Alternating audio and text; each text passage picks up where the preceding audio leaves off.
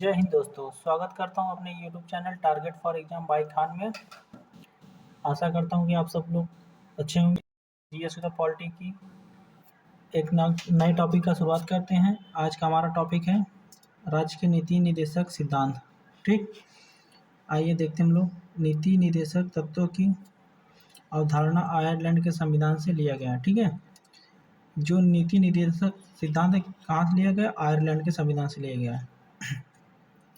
नीति निर्देशक तत्व का उल्लेख संविधान के भाग 4 अनुच्छेद 36 से लेकर 51 तक इसका प्रावधान है। ठीक है, इस उद्देश्य देखिए क्या है। इनका उद्देश्य अपने नागरिकों के कल्याण पर केंद्रित एक राज्य का निर्माण करना है। ठीक है,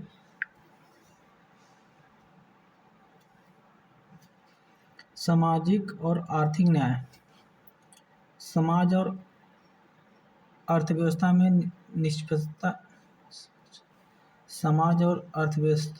निष्पक्षता और समानता सुनिश्चित करने का प्रयास। प्राकृतिक में सकारात्मक। डीपीएसपी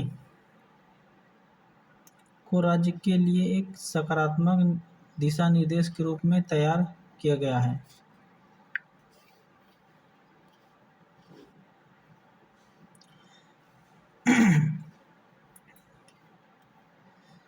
मेरा तबीयत ठीक नहीं है, गले में थोड़ा खराश है।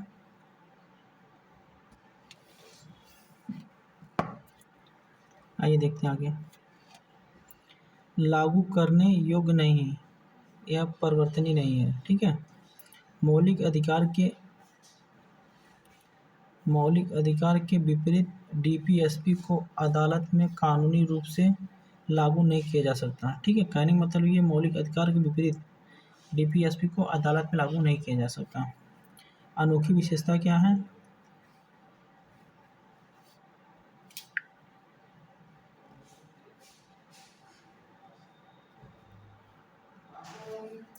अनोखी विशेषता क्या देखिए।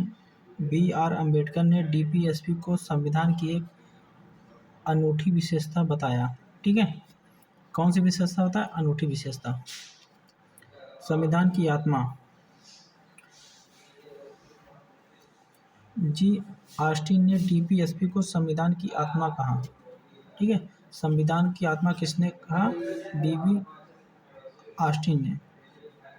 ठीक है, डीपीएसपी को संविधान की आत्मा किसने कहा? जी ऑस्टिन ने कहा। किसने कहा? जी ऑस्टिन।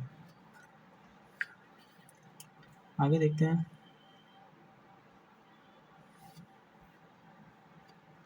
सच्चा कूड़ादान या कचरादान। ठीक, किसने कहा?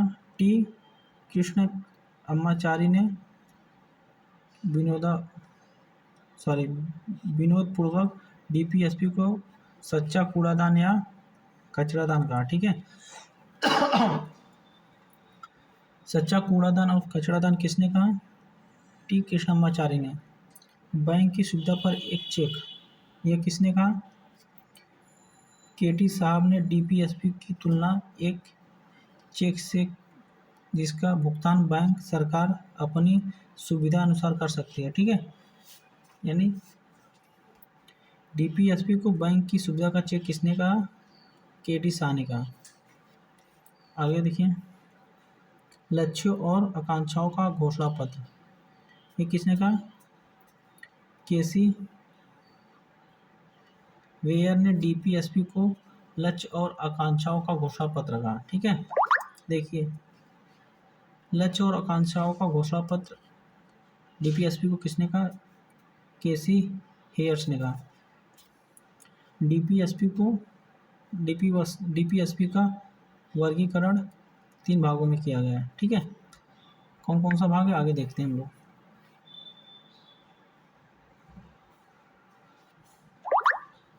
देखिए डीपीएसपी का वर्गीकरण 3 भागों में किया गया। ठीक है,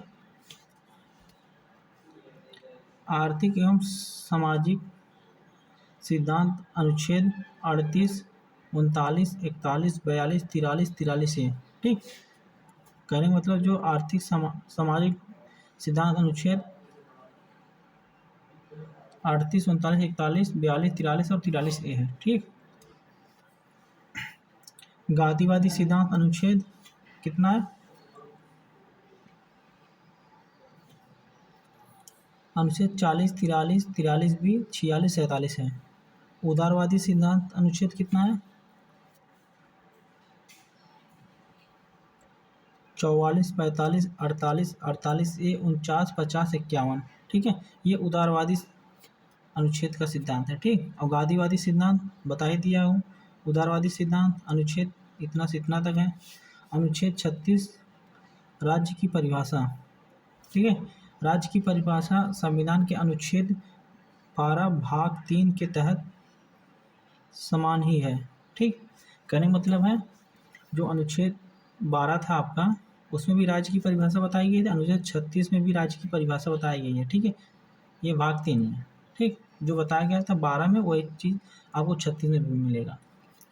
अनुच्छेद 37 इस भाग में समाहित तत्वों का लागू होना। ठीक है, क्या क्या लागू होता है इसको देखते हैं आगे। इसमें कहा गया है कि नीति निर्देशक सिद्धांत किसी भी न्यायालय द्वारा लागू नहीं किए जा सकते, लेकिन वे देश के शासन में मौलिक हैं। ठीक है, कहने मतलब ये है जो नीति निर्देशक तत्व है डीपीएसपी जो है न्यायालय द्वारा लागू नहीं किया जा सकता, लेकिन वे देश के शासन में मौलिक हैं। ठीक,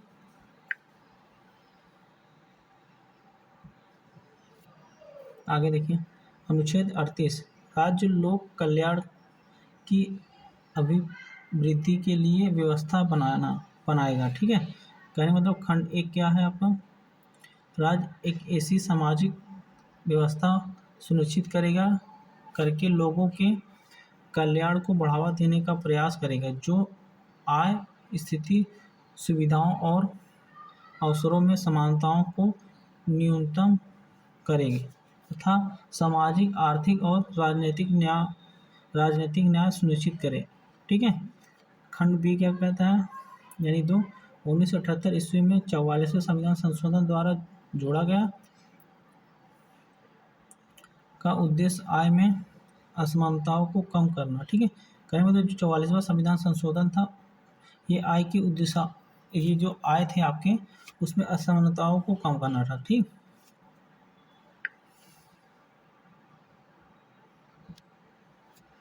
अनुच्छेद 39 राज्य द्वारा अनुसरणीय कुछ नीति निर्देशक तत्व हैं। ठीक, कौन सा है देखिए आगे। राज्य को विशिष्ट नीतियों को सुनिश्चित करने की दिशाओं में काम करने का निर्देश देता है जिसमें शामिल है। ठीक है, क्या क्या शामिल आगे देखते हैं। सभी नागरिकों को आजीविका के पर्याप्त साधन प्राप्त करने का अधिकार सामान्य भलाई के लिए भौतिक संसाधनों के स्वामित्व और नियंत्रण की व्यवस्था है। ठीक है, आप लोग वीडियो को ज़्यादा से ज़्यादा शेयर करें। ठीक है, कुछ व्यक्तियों के हाथों में धन के संकेंद्रण को रोकता है। ठीक है, पुरुष और महिलाओं दोनों के लिए समान काम के लिए समान वेतन। ठीक, कहने का मतलब है पुरुष चाहे हो चाहे महिला हो। ठीक है, कोई पुरुष यानी मेल कोई 1 घंटा काम कर रहा है, 1 घंटे को उसको 100 रुपये मिल रहा है, तो वही आपकी जो फीमेल है उसको भी 1 घंटे के लिए 100 ही रुपया मिले, ना कि उसमें से कुछ आप कम कर दें। ठीक है, आइए आगे देखते हैं हम लोग। अनुच्छेद 39 का ए यानी का समान न्याय और निःशुल्क विधिक सहायता। ठीक, कहने मतलब समान न्याय मिले और निःशुल्क विधि सहायता मिले, सभी को मिले। 1976 में 42वें संशोधन द्वारा जोड़ा गया समान न्याय और निःशुल्क कानूनी सहायता। ठीक है, कहने मतलब है ये जो समान, 1 मिनट पहले आप ये बताइए, ये क्वेश्चन बन सकता है, समान न्याय और निःशुल्क कानूनी सहायता किस संशोधन द्वारा जोड़ा गया था? 42वां संविधान संशोधन 1976 के माध्यम से। ठीक, विधि तंत्र इस प्रकार काम करने की समान अवसर के आधार पर कोई नागरिक न्याय प्राप्ति के वंचित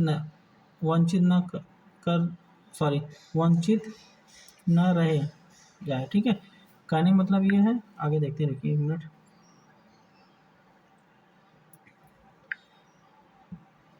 कहने का मतलब जो है विधि तंत्र इस प्रकार काम करे कि समान अवसर के आधार पर कोई नागरिक न्याय प्राप्त करने से वंचित न रह जाए। ठीक है। यह अनुच्छेद राज्य को ग्राम पंचायतों को स्वशासन की इकाइयों के रूप में संगठित करने के लिए एक कदम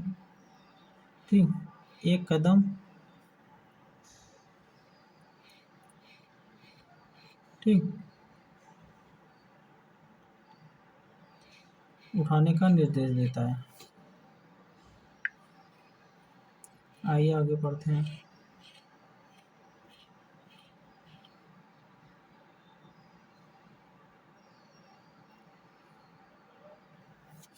अनुच्छेद 41 कुछ दशाओं में काम, शिक्षा और लोक सहायता पाने का अधिकार। बेरोजगारी, वृद्धावस्था, बीमारी और विकलांगता के मामले में काम, शिक्षा और सार्वजनिक सहायता के अधिकार को सुनिश्चित करने पर केंद्रित है, जैसे बेरोजगारी भत्ता, वृद्धावस्था पेंशन, बीमारी के लिए सरकारी योजना तथा विकलांगता के लिए सहायता। ठीक। ये अनुच्छेद जो आपका 41 है, एक कुछ दिशाओं में जैसे शिक्षा हुआ, लोक सेवा सहायता पाने का अधिकार, जैसे बेरोजगारी हो गया, वृद्धावस्था हो गया, बीमारी, विकलांगता, जैसे कोई विकलांग उसको पेंशन मिल रहा है, या भत्ता हो गया, वृद्धावस्था हो गया यानी 60 साल से ऊपर हो गया उसका पेंशन मिल रहा है आपको, या बीमारी के कोई कारण आपको उसके लिए आपको पेंशन मिल रहा है। ठीक। ये अनुच्छेद 41 में कहा गया, चाहे विकलांगता हो। ठीक है।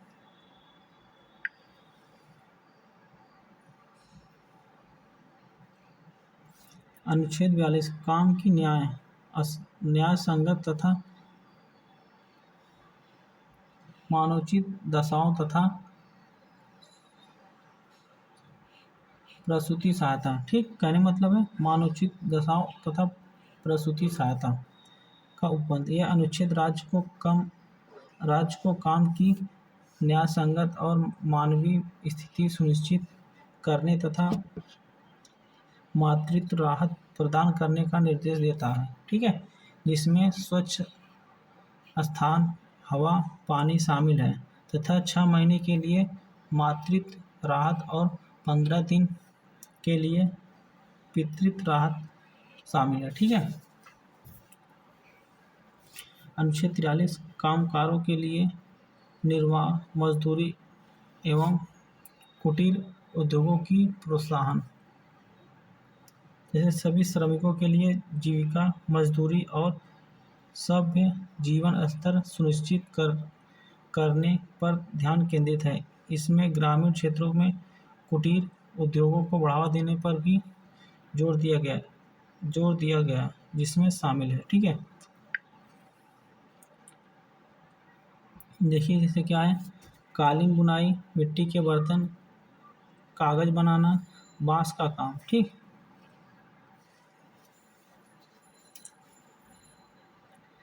अच्छा ये बताइए कालीन नगरी यूपी के किस जिले में है?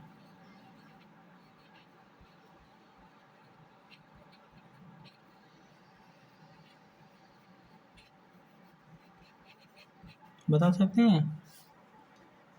कमेंट के माध्यम से जरूर बताएं।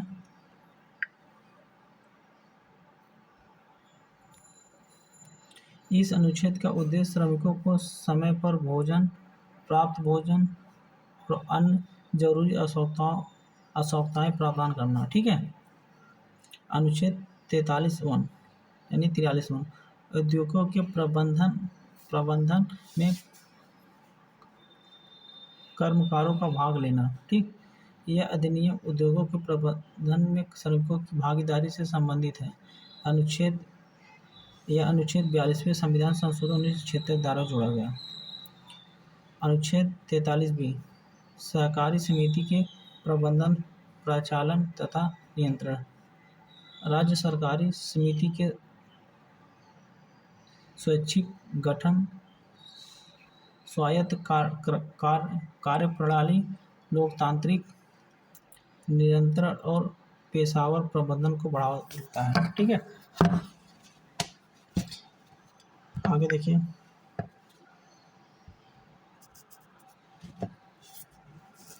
ये अनुच्छेद 44 सभी नागरिकों के लिए समान नागरिक संहिता, ठीक है। यह उल्लेख पूरे भारत में नागरिकों के लिए समान नागरिक संहिता सुनिश्चित करने के राज्य के प्रयास पर चर्चा करता है, ठीक। इसमें विवाह, तलाक, उत्तरदायी से संबंधित आपराधिक कानूनों और व्यक्तिगत कानूनों तथा चोरी के संदर्भ में हिंदू और मुस्लिम कानून के बीच अंतर्गत, ठीक। ये जो आपका आर्टिकल 44 है, नागरिकों के समान नागरिक संहिता, जिसमें से विवाह, तलाक, उत्तरदायी संबंधित आपराधिक कानून, व्यक्तिगत कानून, चोरी के संदर्भ में हिंदू मुस्लिम कानून के बीच, इसके अंतर्गत सब जाते हैं आर्टिकल 44 के अंतर्गत। आर्टिकल 45 बालकों के लिए निःशुल्क व अनिवार्य शिक्षा, वेरी इंपॉर्टेंट। आर्टिकल 45 में बालकों के लिए निःशुल्क एवं अनिवार्य शिक्षा। राज्य सभी बच्चों को 6 वर्ष की आयु तक प्रारंभिक बाल्यावस्था देखभाल और शिक्षा प्रदान करने पर केंद्रित है तथा इसमें अनुच्छेद 21A का संदर्भ दिया गया है, जो 6 वर्ष से 14 वर्ष की आयु के बच्चों की शिक्षा का कवर करता है, ठीक है। कहने मतलब है आर्टिकल आपका 45 जो है, इसमें निःशुल्क शिक्षा अनिवार्य है। ये आर्टिकल 21A के संदर्भ में कहा गया है, जो 6 वर्ष से लेकर 14 वर्ष के बच्चों को उनको निःशुल्क शिक्षा दिया जाएगा। अनुच्छेद 46 अनुसूचित जातियों एवं जनजातियों यानी SC ST तथा अन्य दुर्बल वर्ग की शिक्षा और अर्थ संबंधित प्रावधान। यह अनुच्छेद समाज के कमजोर वर्ग विशेषकर अनुसूचित जाति SC, अनुसूचित जनजाति ST और अन्य कमजोर वर्गों के शैक्षणिक और आर्थिक हितों को बढ़ावा देने के लिए संबंधित है, ठीक है।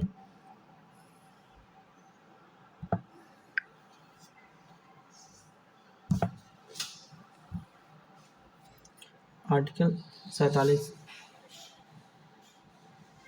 पोषाहार स्तर और जीवन स्तर को ऊंचा करना तथा लोक स्वास्थ्य में सुधार राज्य का कर्तव्य।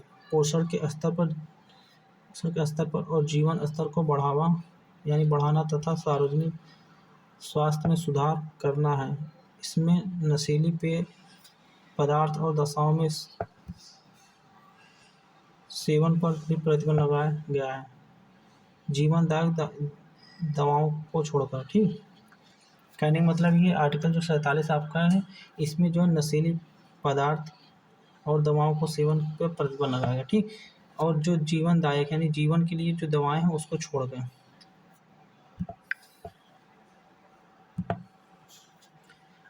आर्टिकल 48 कृषि और पशुपालन संगठन। यह लेख गायों, बछड़ों और अन्य दूध देने वाले पशुओं के वध पर रोक लगाने के साथ साथ मवेशियों के पालन और उनकी नस्ल में सुधार लाने इसे कृषि और पशुपालन से जोड़ता है, ठीक।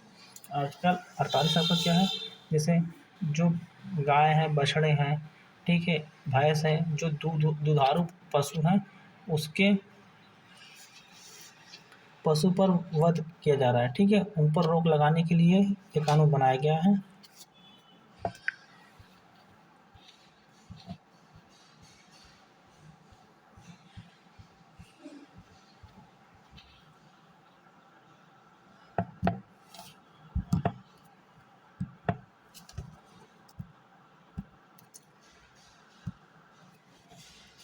आर्टिकल 48 है राज्य पर्यावरण का संरक्षण व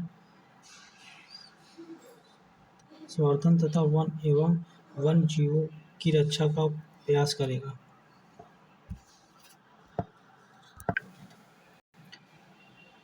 यह अनुच्छेद राज्य को पर्यावरण की रक्षा एवं सुधार करने तथा वनों एवं वन जीवों की सुरक्षा का दायित्व सौंपता है, ठीक है।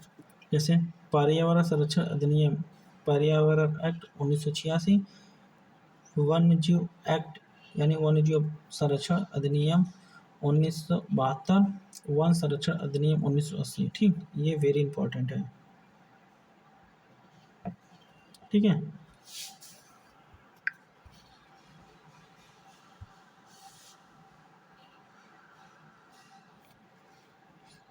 अनुच्छेद 49 राष्ट्रीय महत्व के स्मारकों, स्थानों तथा वस्तुओं का संरक्षण।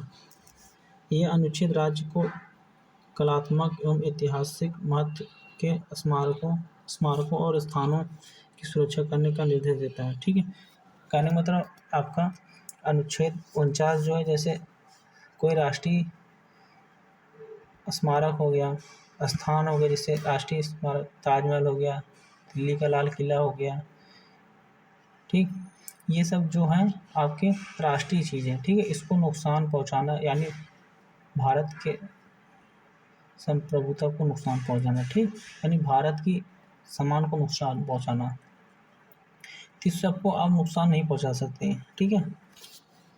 आर्टिकल 50 कार्यपालिका से न्यायपालिका का पृथक्करण। यह अनुच्छेद सार्वजनिक सेवाओं में न्यायपालिका को कार्यपालिका से अलग करने की मांग करता है। ठीक है। अनुच्छेद 51 अंतर्राष्ट्रीय शांति और सुरक्षा की अभिवृद्धि। राज्य को राष्ट्र के बीच न्यायपूर्ण और सम्मानजनक संबंध बनाए रखना, अंतर्राष्ट्रीय कानून और संधि दायित्व के प्रति सम्मान को बढ़ावा देना, मध्यस्थता,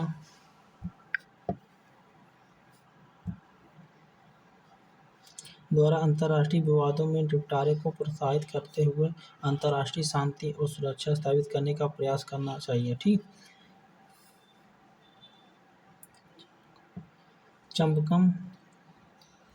चंबकम दोराई-राजम मामला, ये 1951 में आया। इस मामले में यह स्थापित किया गया कि मौलिक अधिकार राज्य के नीति निदेशक तत्व पर प्रबल होंगे, लेकिन राज्य के नीति निदेशकों के लिए मौलिक अधिकारों को सीमित किया जा सकता है। ठीक। एक केस और आया, मिनर्वा मिल्स केस 1980। इस मामले में मौलिक अधिकार और राज्य के नीति निदेशक तत्व के बीच संतुलन पर जोर दिया गया, जिसमें मौलिक अधिकार प्रमुख थे। ठीक। कहने मतलब है, मिनर्वा मिल्स केस 1980 केस आया, उसमें मौलिक अधिकार और राज्य के नीति निदेशक तत्व के बीच तुलना की गई, तो उसमें मौलिक अधिकार प्रमुख थे। ठीक। आज हमारा टॉपिक यही समाप्त होता है। अगला हमारा टॉपिक होगा मौलिक कर्तव्य,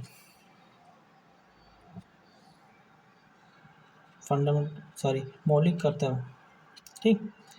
आज हम अपना टॉपिक कहीं समाप्त करते हैं। वीडियो कैसी लगी कमेंट के माध्यम से ज़रूर बताएं, और वीडियो को ज़्यादा से ज़्यादा दोस्तों शेयर करें।